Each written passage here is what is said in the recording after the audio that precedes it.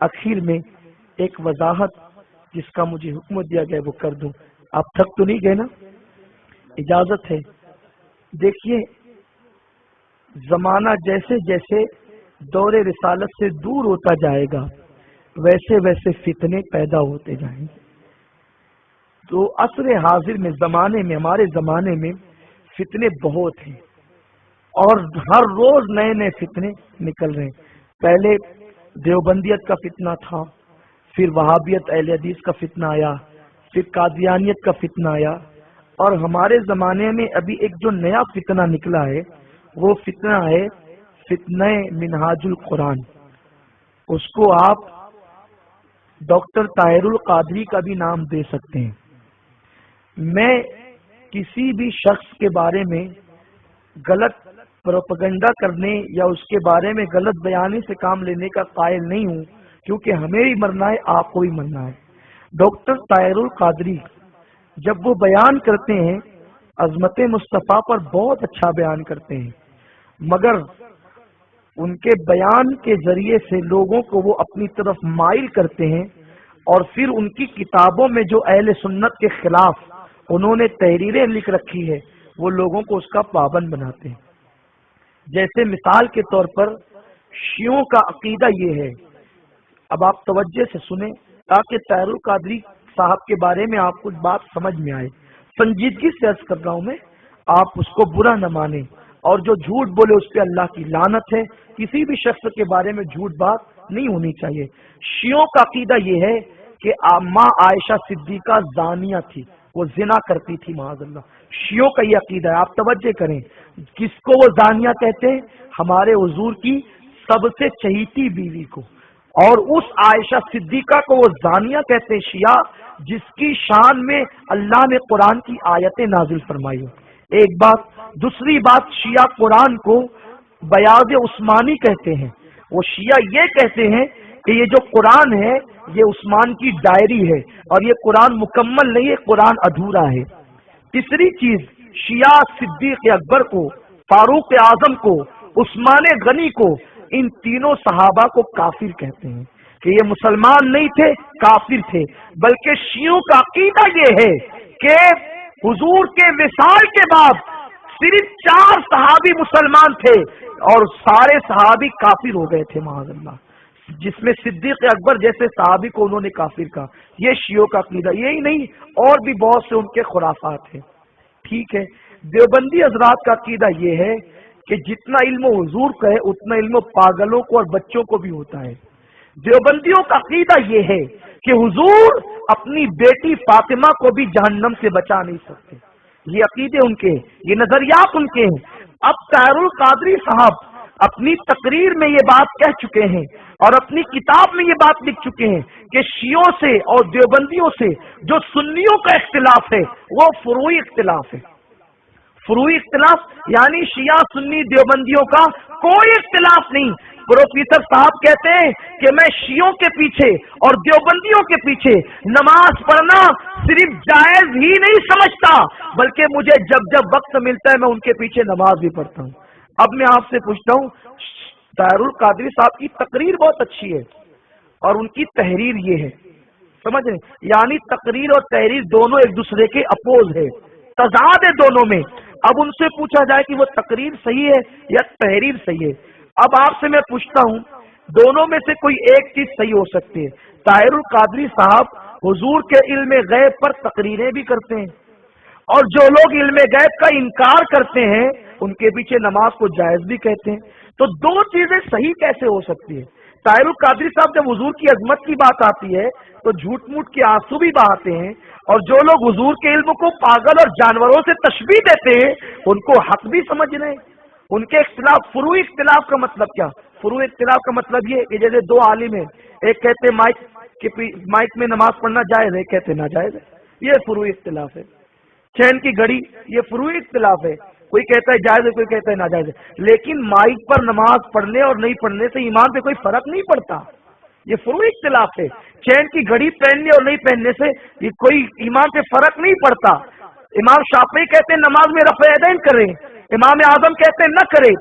کوئی کرتا ہے تو کرے، शाफई होकर कोई नहीं करता है, हनफी होकर तो न करे, करने रफ़े यदैन करने और नहीं करने से ईमान पर कोई फर्क नहीं पड़ता। मगर ये क्या है कि माँ आयशा को जानी कहा जा रहा है, सिद्दीक अकबर को काफिर कहा जा रहा है, और उन लोगों के पीछे नमाज सही भी कही जा रही है। अब ये कैसे हो सकता है? हुजूर सल्लल्लाहु अलैहि वसल्लम से मोहब्बत की दलील क्या है? ताहिरुल कादरी साहब तो बहुत बड़े आलिम होने की बात करते हैं, बड़ी बड़ी किताबों के वो हवाले देते हैं। मैं तो एक फकीर आदमी हूँ, लेकिन मैं उनको मशवरा देता हूँ, क्योंकि वो भी अपने आप को कादरी कहते हैं, हम भी अल्हम्दुलिल्लाह कादरी हैं, हम उनको उनकी कादरियत का वास्ता देकर कहते हैं। मगर ये और बात है कि अल्हम्दुलिल्लाह हम दर वाले कादरी भी और घर वाले कादरी भी, इसलिए हम उनको कहते हैं कि वो कादरियत को बदनाम न करें। हम उनको एक मशवरा देते हैं कि वो जरा सोचें, वो गौर करें कि हुजूर की मोहब्बत क्या है।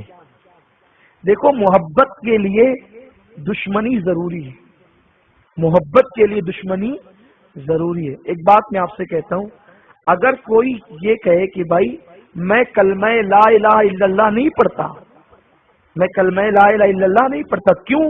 क्योंकि ला इलाहा में रद है, बुराई है। क्या बुराई है?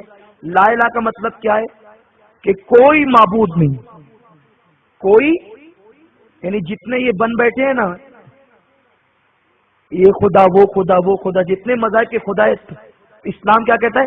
कोई माबूद नहीं इल्लल्लाह, सिवाय अल्लाह के। यानी पहले रद्द करो, पहले बातिल का रद्द करो कि कोई माबूद नहीं है, सब झूठे, सच्चा खुदा और सच्चा माबूद अल्लाह है।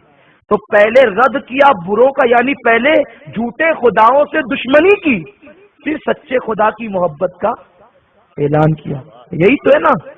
यानी जब तक के दुश्मन का, अल्लाह के दुश्मन का रद्द नहीं करोगे, अल्लाह रब्बुल इज्जत को मानने से काम नहीं बने। कोई ये कहे कि अल्लाह माबूद है, अल्लाह माबूद है, और ये जिंदगी भर नहीं कहे कि वो जो दूसरे हैं ना, बरहमा और XYZ जितने, वो जो है वो झूठे नहीं है। पहले उनको झूठ कहो, पहले उनको झूठा कहो, तब अल्लाह को सच्चा कहो। इसी तरह हुजूर सल्लल्लाहु अलैहि वसल्लम की मोहब्बत उस वक्त तक कामिल नहीं है, उस वक्त तक लायक एतबार नहीं है, जब तक हुजूर के दुश्मन से दुश्मनी न की जाए।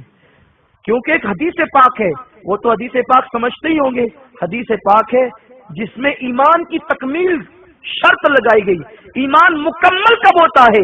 तो हुजूर ने फरमाया, मन अहब्बा लिल्लाह व अबगदा लिल्लाह व अता लिल्लाह व मना लिल्लाह फक़द इस्तकमल ईमान, कि उस वक्त तक ईमान मुकम्मल नहीं होता जब तक अल्लाह के लिए दोस्ती न की जाए और अल्लाह के लिए दुश्मनी न की। देख रहे, जहां दोस्ती की बात है वहां दुश्मनी की बात भी है। जहां दोस्ती के साथ साथ अल्लाह के लिए दुश्मनी नहीं करोगे, ईमान मुकम्मल नहीं होगा।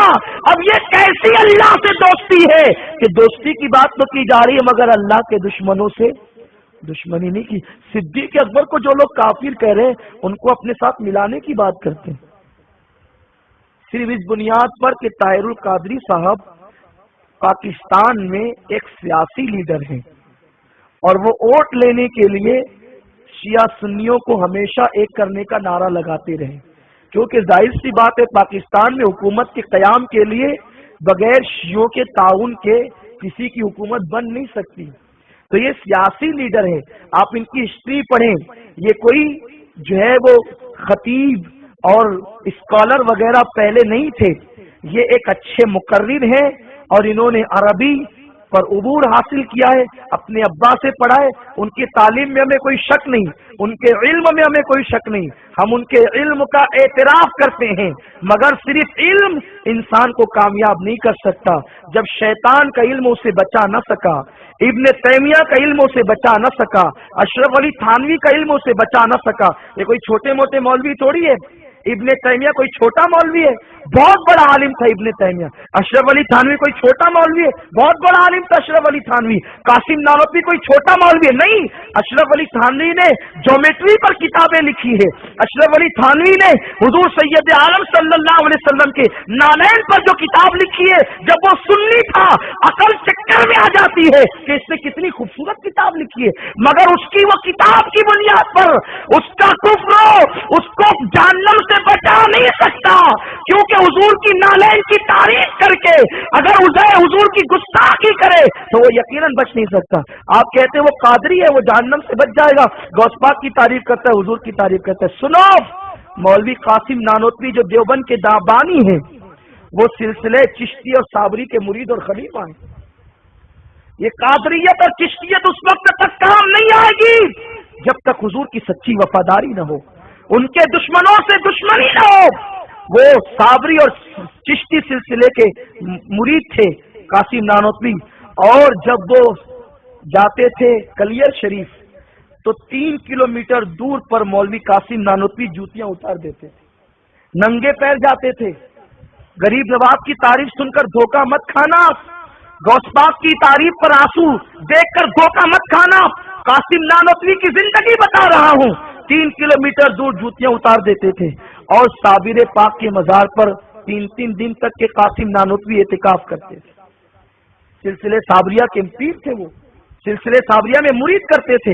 अब भी वो लोग मुरीद और करते हैं, खिलाफत देते हैं। तो किसी का साबरी होना, चिश्ती होना और हुजूर की शान में गुस्ताखी करना, हुजूर के खत्म नबुवत का इनकार करना, इस बुनियाद पर क्या वो जन्नती हो जाएगा? अगर कासिम नानोतवी का कसूर यह है कि उसने रसूलुल्लाह की तौहीन की है, तो वो किस तरीके से जहन्नम से बच सकता है? जब वो सुन्नी था कासिम नानोतवी, वो ये सब करता था। जब अंग्रेजों के हाथों बिका और 600 रुपये महाना इसको तनख्वाह मिली, तो फिर ये गुस्ताखी करने लगा। पहले सब सुन्नी रहते हैं, धीरे धीरे बिगड़ते हैं। अगर आज ताहिरुल कादरी के गले में रस्सी न डाली गई, कादरियत के उसको खींचा न गया, तो आगे का अंजाम बड़ा भयानक नजर आता है। क्योंकि जो वोट के लिए शियों को अपना भाई कह दे, किसको भाई कहे? सोचो कितना जुल्म करते हैं लोग कि अगर अल्लाह न करे जो बात शिया जनाब आयशा के लिए कह रहे हैं, अगर वो बात ताहिरुल कादरी की माँ के लिए शिया कहेंगे, तो क्या ताहिरुल कादरी साहब फिर भी उनसे इत्तेहाद करेंगे? मोमिनीन की माँ को जानिया कह दिया तो आप इत्तेहाद की बात कर रहे? आपकी अब्बा को बुरा कहा, आपकी माँ को बुरा कहा, तो क्या वो इत्तेहाद करेंगे? नहीं करेंगे। ताहिरुल कादरी साहब के खिलाफ सिर्फ इश्तिहार निकाले गए, हक पर होने की बुनियाद पर उलमा ने इश्तिहार निकाले, तो वो इतना उछले कि उसका जवाब देने पर तैयार हो गए। हत्ता के इतने बेकाबू हुए कि उलमाए अहले सुन्नत को झूठा और क्या क्या गालियां तक बच गए। तो अपनी जात को सिर्फ इस्लाह के लिए बुरा कहा गया तो तुम्हें इतना गुस्सा आया, सिद्दीक अकबर को काफिर कहा गया तो तुम्हें गुस्सा नहीं आता? तुम इत्तेहाद की बात करते हो, इत्तेहाद की बात करते हो, गोया अपनी जात ज्यादा प्यारी है तुम्हें सिद्दीक अकबर से। अरे नबी का वो ऐसा यार था जिसे सिद्दीक अकबर कहते हैं। तुम बाद में टीवी पर नकली रोना रोने के लिए बैठे। मेरा सिद्दीक वो सच्चा आशिक था, जब नबी पर जंगों में तीर बरसते थे तो सीना तान कर खड़े हो जाते थे। लो पहले अबू बकर के सीने को छलनी करो, जब तक अबू बकर का सीना मौजूद है नबी पर कोई तीर नहीं जाने दूंगा। वो सिद्दीक थे, उनको लोग काफिर कह रहे। सिर्फ तुम सियासत की बुनियाद पर अपने मिलाने के चक्कर में कैसे मिला सकते हो?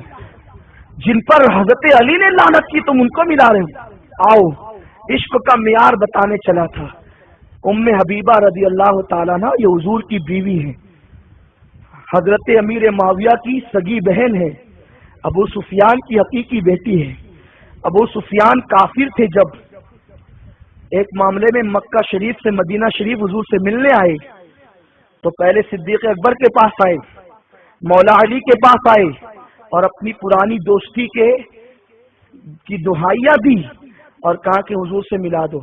सिद्दीक अकबर मौला अली ने कहा हुजूर जिससे चेहरा फेर लें, अब हम उसको हुजूर के सामने जुरत नहीं करते, जो हुजूर का फरमान वही हमारा कहना, अब हम ये सब नहीं कर सकते। तो अबू सुफियान को गर्रा था, ये लोग नहीं मिलाते, कोई बात नहीं, मेरी बेटी तो हुजूर से बहुत करीब है, उनकी बीवी है, मेरी बेटी मिला देगी हुजूर से। जैसे ही बेटी के यहाँ पहुंचे उम्मे हबीबा के यहाँ, बेटी ने दूर से देखा हुजूर का बिस्तर बिछा था लपेटा, लपेट दिया। अबू सुफियान ने कहा बेटी बहुत दिनों के बाद आया हूं इसलिए पहचान नहीं पा रही हूँ, मैं तेरा बाप अबू सुफियान हूँ। कहा पहचान लिया है तुम्हें? तो कहा कि बेटी जब मेहमान आते हैं तो बिस्तर बिछाया जाता है, उठाया नहीं जाता। कहा अबू सुफियान ये मेरे नबी का पाक बिस्तर है और तू नापाक है, मैं किसी नापाक काफिर को अपने नबी के पाक बिस्तर पे बैठने की इजाजत नहीं देती। अबू सुफियान उस वक्त तक बेटी और बाप का रिश्ता उस्तवार नहीं होगा जब तक तू मेरे नबी का वफादार नहीं बनेगा। ये है इश्क। ये टीवी पे बैठकर मगरमच्छ के आंसू रो लेने से इश्क नहीं आता। इश्क के लिए जो है वो जब तक दुश्मनी न हो उस वक्त तक के इश्क की तकमील नहीं हो सकती। तकरीरें बहुत अच्छी तकरीर से कोई मुसलमान नहीं होता। बेहतरीन बड़े बड़े मुकर्रिर शियों में भी है, बड़े बड़े मुकर्रिरीन है, अपनी बात को मनवाने के कायल करने की सलाहियत रखते हैं। देवबंदियों में बड़े बड़े मुकर्रिरीन हैं, जाकिर नायक जैसे स्कॉलर कहलाने वाले और गैर मुकल्लिदीन के अंदर मुकर्रिर हैं जो तकरीर करने का बहुत अच्छा अंदाज रखते हैं। लेकिन क्या किसी की तकरीर उसको जन्नत में ले जाएगी? मेरे आका अलैहिस्सलाम की हदीस है, मुझे मेरी उम्मत की गुमराही का सबसे ज्यादा खौफ मेरी उम्मत के अच्छे मुकर्रिरीन से। अच्छी तकरीरें किसी पहले लोगों का अकीदा देखो, अकीदा क्या है। इसलिए ताहिरुल कादरी का जो अकीदा है वो फिलहाल दुरुस्त नहीं है। वो सबको एक करना चाहते हैं। जब हुजूर सैयद आलम ने अलग कर दिया तो अब हम कौन होते एक करने वाले? हुजूर ने कहा मेरी उम्मत में 73 फिरके होंगे, 72 जहन्नम में जाएंगे, एक जन्नत में जाएगा। तो अब आप सबको मिलाने के चक्कर में क्यों? मिलाने के चक्कर में सिर्फ इसलिए है कि उनको पाकिस्तान का इक्तिदार चाहिए और पाकिस्तान के इक्तिदार के लिए वो हुजूर पर झूठ भी बांध चुके हैं। हालांकि मैं ये बहुत लंबी दास्तान नहीं करना चाहता, इसको चंद इशारे देना चाहता हूँ ताकि आपको मिले। और ये उलमा की जिम्मेदारी है। बहुत से उलमा इस वक्त चुप बैठे हैं, खामोश बैठे हैं, लेकिन मैं उलमा से भी कहता हूँ जो दौर का नया फितना हो उस पर उलमा को बोलना जरूरी है, क्योंकि हदीस पाक है जब मेरी उम्मत में फितना पहले लोगों के ईमान पर आँच आए और उलमा खामोश बैठे रहे तो वो तो गूंगे शैतान है और कयामत के दिन उनके मुंह में आग की लगाम दी जाएगी। तो पब्लिक अगर हमें गाली देती है हक बोलने की बुनियाद पर तो देती रहे। अगर कोई हमारी बात नहीं मानता हम अपनी जिम्मेदारी पूरा कर दें। अपनी इज्जत को बचाने के लिए हुजूर की इज्जत को दांव पे लगाना ये कोई शराफत नहीं है। आज हर आलिम की जिम्मेदारी है, कोई छोटा हो या बड़ा, कि वो इस फितने से कौम को आगाह करे, वरना रसूलुल्लाह सल्लल्लाहु अलैहि वसल्लम की ये भोली भाली उम्मत गुमराह होगी। ये कौन सी बात है कि हुजूर के नाम पर हाथ चुमाने का मौका है तो आप पीछे नहीं हटते, और हुजूर के नाम पर गाली खाने का मामला है तो फिर उसके लिए चंद लोग, ऐसा नहीं होना चाहिए। हर आदमी की जिम्मेदारी है। ताहिरुल कादरी के जो नजरियात है वो छुपे हुए नहीं है, वो छपे हुए हैं। अगर अवाम उसकी तकरीर सुनकर उससे मुतासिर है तो उलमा को चाहिए गाली सुनना पड़े तो सुनो, मार खाना पड़े तो खाओ, मगर हक को बचाओ। अगर हक को नहीं बचाओगे तो कौम को कौन बचाएगा? ये शख्स हुजूर सैयद आलम सल्लल्लाहु अलैहि वसल्लम पर झूठ बोल चुका है। इसने ये कहा पाकिस्तान का इक्तिदार हासिल करने के लिए कि हुजूर मेरे ख्वाब में आए, हुजूर मेरे ख्वाब में आए, और ख्वाब में आने के बाद हुजूर ने कहा ताहिरुल कादरी तुम इलेक्शन लड़ो, पाकिस्तान का इक्तिदार तुम्हारे हाथ में होगा। ये ख्वाब उन्होंने आम किया। पाकिस्तान वालों को ख्वाब ज्यादा नजर आते हैं, पता नहीं उनका क्या हाल है, कौन से नींद का वजीफा करते हैं या कौन सा अंदाज होता है, उन्हें ख्वाब बहुत नजर आते हैं। तो बहरहाल, और अच्छा वो ख्वाब भी छोटे नहीं देखते, हुजूर सैयद आलम से कम का ख्वाब तो उन्हें दिखता ही नहीं है। तो कहा कि ताहिरुल कादरी जो है वो तुम इलेक्शन लड़ो और इलेक्शन में तुम कामयाब होगे, इक्तिदार तुम्हारे हाथ में होगा। और इसने यही ख्वाब पूरे इलेक्शन में तकरीर की कि हुजूर मेरे ख्वाब में, मेरे ख्वाब में, मेरे ख्वाब में।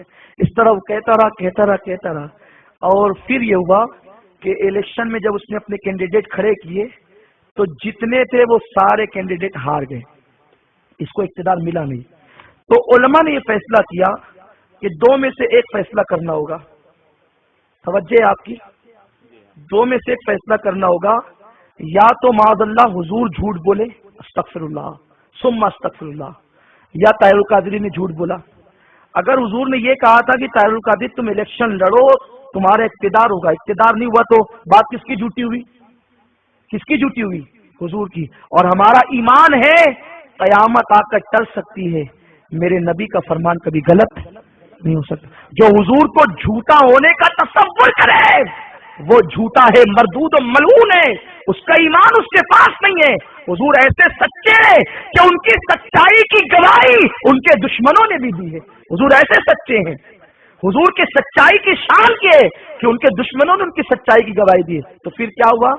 اس کا مطلب یہ ہو کہ طاہر القادری نے، تو جو شخص پاکستان کے اقتدار حاصل کرنے کے لیے نبی پر جھوٹ باندھ سکتا ہے، اس شخص سے ہم کیا توقعات کریں، اس شخص پر کیا اعتماد اور اعتبار کریں؟ رہی بات بولنے کی، تو بولنے کا مادہ ان کے پاس ہے، مگر وہ اپنی زبان کے جادو سے اہل سنت کو دھوکہ نہیں دے سکتے، کیونکہ علماء حق اب بھی زمین پر موجود ہے۔ بلکہ میں اسی سفر کی بات کروں، مجھے میرے احباب نے کلپ سنائی حیدرآباد میں ان کا یہ سفر، چلو وہ تو پرانی بات تھی۔ حیدرآباد میں وہ علماء اہل سنت کو جواب دیتے دیتے بول گئے کہ میں وہ ہوں کہ میں نے خواب میں 9 سال تک امام اعظم سے پڑھا ہے۔ حیدرآباد کی کلپ موجود ہے اسی سال، ابھی اسی دورے کی، کہ 9 سال تک میں نے امام اعظم سے خواب میں پڑھا ہے، یعنی کہ یہ 9 سال تک ہر رات خواب ہی دیکھتے رہے اور امام اعظم سے پڑھتے رہے۔ میں کہتا ہوں ظالم، تم یہ خواب پاکستانیوں کو بتا کے دھوکہ دے سکتے ہو؟ وہاں یہ ماحول ہے خواب دیکھنے دکھانے کا، یہ ہندوستان ہے، یہاں غریب نواز کا آستانہ ہے، یہ ہندوستان ہے، یہاں مختوم اشرف کا آستانہ ہے، یہ ہندوستان ہے، یہاں محبوب الہی کا آستانہ ہے، یہ ہندوستان ہے، یہاں 14ویں صدی کے مجدد امام احمد رضا کا آستانہ ہے، یہاں خواب بتا کے گمراہ نہیں کیا جا سکتا۔ ہم خوابوں میں نہیں چلتے، ہم حائل حقیقت ہے، ہم آنکھ کھول کر جینے کی طاقت رکھتے ہیں، آنکھ کھول کر جینے کا شعور رکھتے ہیں۔ 9 سال تک خواب میں امام اعظم سے پڑھے ہو، مگر پھر بھی ایک داڑھی کا مسئلہ تمہیں سمجھ میں نہیں آیا، تمہیں حقیقت سمجھ میں نہیں آئی۔ ارے امام اعظم تو وہ ہے، 9 سال تک پڑھنا تو دور کی بات ہے، ایک نگاہ جس پر اٹھا دے اسے وقت کا مجتہد اور مجدد بنا دے، ایک نگاہ کا یہ عالم ہے۔ 9 سال تک پڑھ کر کے تمہیں امام اعظم کی داڑھی، امام اعظم نے کہا کہ ایک مشت داڑھی رکھنا واجب ہے، 9 سال تک کبھی انہوں نے تمہیں داڑھی پہ نہیں ٹوکا، کبھی نہیں ٹوکا خواب میں؟ اور یہ کہتے ہیں کہ حضور نے ہم نے حضور کو خواب میں دیکھا۔ ہم ان سے پوچھتے ہیں اگر آپ نے حضور کو خواب میں دیکھا ہے تو یہ بتا دیں کہ حضور کی داڑھی آپ نے کتنی بڑی دیکھی؟ تو جتنی بڑی آپ نے خواب میں داڑھی دیکھی کم از کم اتنی بڑی تو کر لیں آپ، جتنی بڑی خواب میں دیکھی ہے اتنی بڑی تو آپ کر لیں، اور آپ نہیں کرتے تو یہ کیا ہے؟ اور یاد رکھیں مولا علی رضی اللہ تعالیٰ عنہ کے بارے میں اسی طاہر القادری نے کہا، ان کے پاس کلپ موجود ہے، حضرت علی رضی اللہ تعالیٰ عنہ کے بارے میں کہا کہ حضرت علی سید نہیں ہے معاذ اللہ۔ حضرت علی کی سیادت کا جو شخص انکار کرے، ہم اس شخص کو پھر اپنا مقتدی کیسے مانیں، اسے اپنا پیشوا کیسے مانیں؟ یاد رکھیں حضرت علی صرف سید ہی نہیں، حضرت علی سیدوں کے باپ ہیں، حضرت علی سید السادات ہیں۔ تو یہ شخص نے یہ کلپ بھی اس میں ان کے پاس موجود ہے، آپ ان لوگوں سے حاصل کر سکتے ہیں۔ اس کے بعد اس شخص کا حال یہ ہے، یہ مندروں میں جائے، یہ گرجوں میں جائے، عیسیٰ علیہ السلام کا برتھ ڈے منائے اور یہ کہے معاذ اللہ کہ عیسیٰ علیہ السلام کا برتھ ڈے منانے میں اتنا ہی ثواب ہے جتنا ثواب حضور کا میلاد منانے میں، معاذ اللہ استغفر اللہ۔ یہ باتیں ہیں۔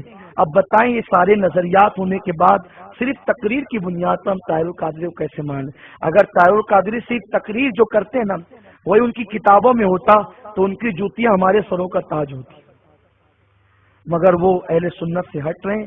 اگر وہ یہ کہتے ہیں کہ میں اعلیٰ حضرت کا پوتا شاگرد ہوں تو اعلیٰ حضرت کا شاگرد ہونا یا ان کے شاگرد کا شاگرد ہونا یہ حقانیت کی دلیل نہیں ہے۔ اعلیٰ حضرت کا نام لے کر کوئی ہمیں متاثر نہیں کر سکتا۔ بھائی جب اعلیٰ حضرت کا پوتا شاگرد ہونے کی آپ بات کرتے ہیں تو اعلیٰ حضرت کا یہ نظریہ آپ کے سامنے نہیں ہے، اور میں حرمین طیبین نے یہ بات کہی ہے اور اعلیٰ حضرت ساری زندگی اس پر عمل کرتے رہے، اس کی تلقین کرتے رہے، من شک کا کفر وذابی فقط کفر، کہ جو ان بدعقیدوں کے کفر میں اور ان کے عذاب میں شک کرے وہ کافر ہے۔ تو آپ تو شیعوں کو کافر جو ہے وہ صرف اعلیٰ حضرت نے نہیں کہا ہے، بلکہ شیعوں کے کفر پر غوث پاک رضی اللہ تعالیٰ عنہ کا فتویٰ ہے، شیعوں کا کفر غوث پاک نے بیان کیا۔ تو جو چیز غوث پاک کو نہیں سمجھی یہ تم کو سمجھ رہی، پھر تم قادری کہتے ہو، تم اپنے آپ کو قادری کہتے ہو، غوث پاک شیعوں کا رد کرتے ہیں۔ شیعوں کو گمراہ کہتے ہیں، ان کی اقتدا کو جائز نہیں کہتے۔ غوث پاک نے شیعوں کے کتنے فرقے بتائے، ان کو برا کا یہی وجہ ہے کہ غوث پاک کو بھی شیعہ سید نہیں مانتے۔ شیعہ کہتے ہیں غوث پاک سید نہیں ہے، صرف اس بنیاد پر کہ غوث پاک نے ان کا رد کیا ہے۔ تو تم اپنے آپ کو قادری شان سے کہتے ہو، غوث پاک کے فتوے کو نہیں مانتے، تم قادری کیسے ہو؟ امام اعظم کے فتوے کو نہیں مانتے، تم حنفی کیسے ہو؟ اعلیٰ حضرت کے فتوے کو نہیں مانتے، تم ان کے پوتے شاگرد کیسے ہو؟ اس لیے لوگوں کو دھوکہ نہ دیا جائے۔ میں آپ سے کہتا ہوں کہ انہی علماء کی تقریر سنیں جو علماء حق پر ہیں، جن کے عقائد صحیح ہیں، اور طاہر القادری سے ہم لوگوں کو کوئی جو ہے وہ حسد جلن نہیں۔ یہ مت سمجھنا کہ طاہر القادری سے حسد کی بنیاد پر یہ لوگ اس کا رد کرتے ہیں۔ ہمیں کیا حسد ہے بھائی، ہمیں کیا حسد ہے؟ الحمدللہ تیبی سے نعمت کے لیے کہتے ہیں، اللہ نے جو نعمتیں ہمیں دی ہے وہ ان کے پاس کہاں ہے؟ ہماری رگوں میں حضور سید عالم کا خون ہے، الحمدللہ ہمارے پاس اتنی بڑی نعمت ہے، ہم کیوں حسد کریں؟ حسد وہ کرتا ہے جس کے پاس نعمت نہیں ہوتی، جو کنگال ہوتا ہے۔ الحمدللہ فاطمۃ الزہرا کی اولاد ہونے پر ہمیں یہاں بھی شکر ہے، اور قیامت کے دن بھی شکر کرتے ہوئے اٹھیں گے، کیونکہ حضور نے فرمایا کہ فاطمہ اور اس کی اولاد پر، قیامت تک کی اولاد پر اللہ نے جہنم کی آگ کو حرام فرما دیا ہے۔ ہمیں کیا حسد ہے؟ اللہ نے اتنی بڑی نعمت ہمیں بغیر مانگے دی ہے، ارے ہم کیا حسد کریں؟ یاد رکھنا، کوئی محقق نہ ہو محقق بن جائے، کوئی مقرر نہ ہو مقرر بن جائے، کوئی مجدد نہ ہو اللہ چاہے تو مجدد بن جائے، کوئی مجتہد نہ ہو مجتہد بن جائے، لیکن کوئی غیر سید ہو وہ سید کیسے ہو سکتا ہے؟ یہ ساری ڈگریاں تم حاصل کر سکتے ہو، تو سادات کو کسی سے کوئی حسد نہیں ہوتا۔ الحمدللہ یہ اتنی بڑی نعمت ہے کہ حضور کی آل میں اللہ نے پیدا کیا، اس لیے ہم کسی سے حسد نہیں کرتے، بلکہ ہمارا جذبہ تو یہ ہے جو ہمارے نانے کے دین کی خدمت کرے، ہم اس کی جوتیاں اٹھا کر چلیں، مگر وہ خدمت تو کرے، خدمت تو کرے۔ یہ انہوں نے برطانیہ میں ایک محفل منعقد کی، اس میں ہندوؤں کو، سکھوں کو، عیسائیوں کو سب کو جمع کیا ایک ساتھ، اور سب کو جمع کر کے کہا کہ سارے مذاہب جو ہے وہ امن کا پیغام دیتے ہیں، سارے مذاہب امن کا پیغام دیتے ہیں۔ جب سب مذاہب امن کا پیغام دیتے ہیں، یہ لا الہ الا اللہ کیا چیز ہے پھر ہمیں سمجھائیں آپ، لا الہ الا اللہ کا فلسفہ کیا ہے وہ ہمیں بتائیں آپ۔ جب سب امن کا پیغام دیتے ہیں تو یہ لا الہ الا اللہ کیوں ہے؟ کیوں اللہ نے فرمایا ان الدین عند اللہ الاسلام؟ پھر اسلام کی ضرورت کیوں تھی جب سب امن کا پیغام دیتے ہیں؟ اللہ نے اسلام کو کیوں بھیجا؟ پیغمبر اعظم کو کیوں بھیجا؟ اس لیے ایسے شخص جس کا قول کچھ ہے، جس کا فعل کچھ ہے، اور غریب نواز کی تعریف ہے، غوث پاک کی تعریف ہے، اس میں ہمیں دھوکہ نہیں کھانا چاہیے، اور یہ شخص گمراہ ہے، اس پر گمراہی کا حکم ہے، اس لیے جتنا ہو سکے اس شخص سے بچا جائے، اور عوام کے لیے، علماء کے لیے نہیں کہتا، عوام کے لیے اس کی کتابیں پڑھنے کی بھی اجازت نہیں، اور اس کی تقریریں سننے کی بھی اجازت نہیں۔ رہی بات کہ اگر آپ کو شان مصطفیٰ، فضائل مصطفیٰ سننا ہے تو آپ اپنے علماء اہل سنت سے سنیں، اور ان کو سن کر آپ اپنے عشق میں اضافہ کریں۔ دیکھنا اگر آج یہ شخص نہیں سدھرا تو اللہ نہ کرے جو لوگ بیٹھے ہیں وہ اللہ اگر زندگی دے تو دیکھنا کل یہ شخص بڑے برے نتیجے پر پہنچے گا، اور یہ بڑا فتنہ ہوگا۔ اور میں آپ سے میں کہتا ہوں، یہ اپنے آپ کو مجدد بھی کہتے ہیں، مجدد کہتے ہیں۔ مجھے حیرت ہوئی، بہت حیرت ہوئی، جو مجدد ہوتا ہے وہ ولی بھی ہوتا ہے، جو مجدد ہوتا ہے یعنی وہ عالم ہونے کے ساتھ ولی بھی ہوتا ہے۔ ولی کی شان ہے لا خوف علیہم ولا هم یحزنون، کہ ولی کو نہ کوئی خوف ہوتا ہے نہ کوئی غم۔ وہ اس کے ساتھ باڈی گارڈ نہیں چلتے، ولی کے ساتھ، ولی کے ساتھ فرشتے باڈی گارڈ بن کر کے چلتے ہیں، اور یہ باڈی گارڈ بھی لاتے ہیں تو مسلمان نہیں، یہودیوں کو۔ آخر یہود تو اسلام کو مٹانا چاہتے ہیں۔ طاہر القادری صاحب، آپ سے یہودیوں کو اتنی محبت کیسے کہ وہ آپ کو تحفظ دے رہے ہیں؟ تو ہر آدمی جو تحفظ دیتا ہے وہ اپنے دشمن کو نہیں دیتا، اپنے دشمن کو تحفظ نہیں دیتا۔ حضرت سیدنا فاروق اعظم رضی اللہ تعالی نے ایک دن حضرت ابو موسیٰ اشعری سے کہا، اے موسیٰ اشعری، تمہارا جتنا بھی حساب کتاب ہے سب لا کر مجھے بتاؤ، تم کتنا کماتے ہو، کتنا خرچ کرتے ہو۔ ایک علاقے کے گورنر تھے، کہا سب لاؤ اور مجھے بتاؤ، چیک کراؤ۔ تو ابو موسیٰ اشعری نے کہا، حضور وہ جو میرا ساتھی ہے نا، جو میرا پی ہے، پی جانتے ہیں نا، جو میرا پی ہے، اس کے پاس سارا حساب کتاب لکھا ہے، وہ چیک کرا دے، اس سے آپ چیک کر لیں۔ آپ نے دیکھ لیا وہ مسلمان نہیں تھا، وہ یہودی تھا. حضرت ابو موسیٰ اشعری کے سارے 7 کتاب اس نے بتا دیے. آپ نے فرمایا ابو موسیٰ اب اسی کو بلاؤ مسجد میں، اور مسجد میں بلا کر کہو کہ وہ آپ کے بارے میں سب کو صفائی دے کہ آپ کلیئر ہو. ابو موسیٰ اشعری نے کہا کہ حضور وہ تو کافر ہے، میں اس کو مسجد میں کیسے بلاؤں، وہ مسجد میں کیسے آ سکتا ہے؟ فرمایا ابو موسیٰ اشعری سنو، جو شخص مسجد میں آ کر آپ کے بارے میں صفائی نہیں دے سکتا تو تم نے اس کو اپنا مشیر کار اور رازدار بنا کر کے رکھا ہے. جب یہ یہودی جس کو تم نے اپنا مشیر کار اور رازدار بنا کر رکھا ہے، جب یہ غیروں میں جائے گا، یعنی ان کے اپنوں میں جائے گا اور ہمارے غیروں میں جائے گا، تو یہ ساری باتیں تو بیان کرے گا کہ مسلمانوں کے جو بڑے بڑے ہیں ان کے معاملات اور ان کے اخراجات اور ان کی آمدنی تو ایسی ہے، تو اسلام کو کیا کچھ نقصان نہ پہنچے گا. اس لیے میں تم کو نصیحت کرتا ہوں کہ پہلی فرصت میں اس کو آپ اپنی رازداری سے ہٹا دیں.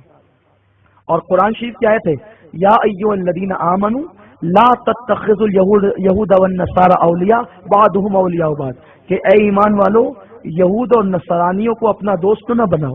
جب یہود اور نصارہ کو قرآن نے دوست بنانے کے لیے منع کیا ہے اور تم ان کو اپنا محافظ بنا کر لے کر چل رہے، تمہاری نظر قرآن پر، کیسے شیخ الاسلام ہو تم، کیسے شیخ الاسلام ہو کہ تم قرآن کی آیت کو نہیں سمجھ رہے ہو.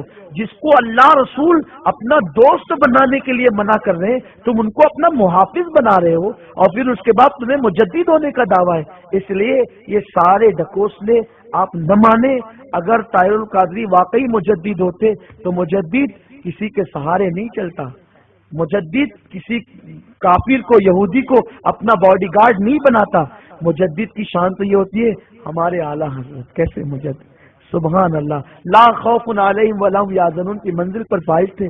ایک بار اعلیٰ حضرت مسجد میں آئے تو دیکھا کہ بغیر سر کا جن تھا.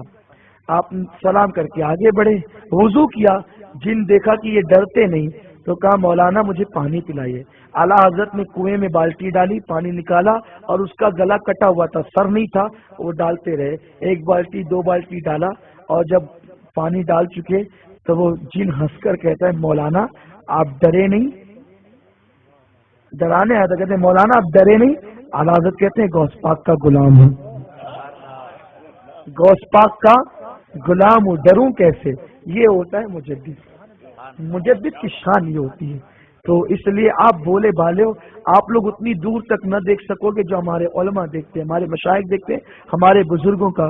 حضور تاج الشریعہ علامہ اختر رضا خان صاحب کی اولادری، شیخ الاسلام علامہ سید محمد مدنی میاں صاحب، اور علامہ ضیاء المصطفیٰ صاحب محدث کبیر، اور ان جیسے ہمارے جتنے بڑے علماء ہیں، ان سب کا متفقہ فیصلہ یہ ہے کہ کم سے کم طاہر القادری گمراہ ہے، کم سے کم کہ اس کے بارے میں یہ نظریہ رکھنا ضروری ہے اور اس سے دور رہا جائے، اور اس کی جو تنظیم ہے اس کا ممبر نہ بنا جائے، اس کی تقریروں کو فروغ نہ دیا جائے. اللہ پاک ہم سب کو حق کہنے، حق پر عمل کرنے، حق کو سمجھنے کی توفیق عطا فرمائے.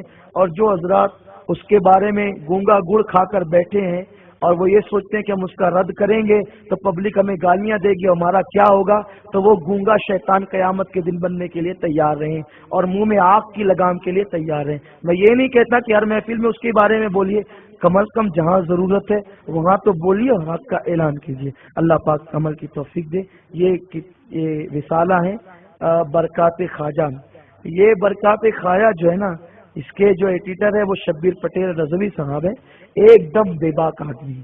جب بھی موقع پر فتنے اٹھتے ہیں بالکل اپنے قلم سے اس کا سد باب کرتے ہیں، مخالفت کرتے ہیں، لوگوں کی پرواہ نہیں کرتے. اور میں کہتا ہوں کہ گجرات میں سب سے پہلے طاہر القادری کو بے نقاب کرنے کی تحریک اگر کسی نے چھیڑی ہے تو وہ ہمارے شبیر پٹیل رضوی صاحب نے اور چھیڑی ہے. اس میں طاہر القادری کے حوالے سے بہت ساری چیزیں موجود ہیں، آپ اس کو دیکھ سکتے ہیں، پڑھ سکتے ہیں. میں یہ نہیں کہتا کہ جو بول دے آپ اس کو مان لیں، مگر جو دلیل ہے تو کم از کم آپ دلیل کو مانیں، اور اس میں آپ کے اپنے ایمان کا فائدہ ہے. اللہ پاک ہم سب کو عمل کی توفیق دے. آپ برکات خواجہ کے ممبر بنے اور اس کو اپنے گھر میں جگہ دیں، انشاءاللہ آپ کے عقیدے اور ایمان کی حفاظت ہوگی. اور ساتھ ہی ساتھ ایک خوشخبری یہ ہے کہ 11 اپریل کو دارالعلوم برکات خواجہ کا سالانہ دستار بندی کا پروگرام ہے، جس میں عطائے حضور مفتی اعظمین حضرت علامہ مولانا حافظ قاری محمد شاکر نوری صاحب کی وہ تشریف لائیں گے، آپ ضرور ضرور اس میں شرکت فرمائیں۔ وما علینا الا البلاغ۔ السلام علیکم ورحمۃ اللہ وبرکاتہ۔